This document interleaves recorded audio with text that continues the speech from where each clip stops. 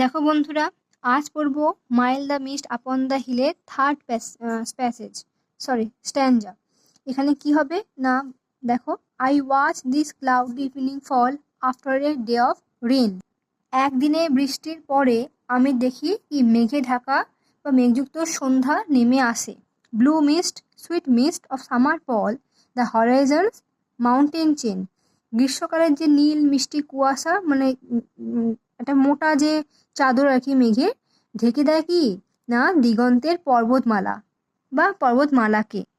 The dam, এবার দেখো fourth stanza, the dam stands in the long green grass as thick as morning tears.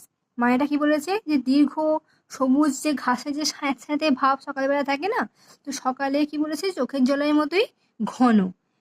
And dreamy scents of fragrance pass that breath of other years.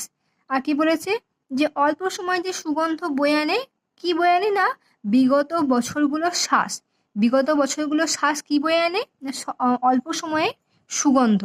আচ্ছা, এই যে কবিতাটার মধ্যে দিয়ে লেখিকা বা কবি আর কি কবি আর কি বলতে চেয়েছেন যে উনি যখন ছোট ছিলেন তখন উনি কতটা সেফ ছিলেন বাড়ির ছাদের নিচে। এখনো উনি সেফ আছেন, কিন্তু কি বলেছে না ওনার পাস্টের কথা খুব মনে পড়ছে। তো বর্তমান সময় যিনি যেখানে উনি আছেন বা যে সময় দাঁড়িয়ে আছেন, একটু নস্টালজিক ফিলিংস ওনার মধ্যে আসছে, যে পুরোনো দিনে কত ভালো ছিল, যেরকম সকলের মনের মধ্যে হয় যে শৈশবের দিনগুলো যদি একবার ফিরে পেতাম। ঠিক আছে, তো আজকে এটা শেষ করলাম।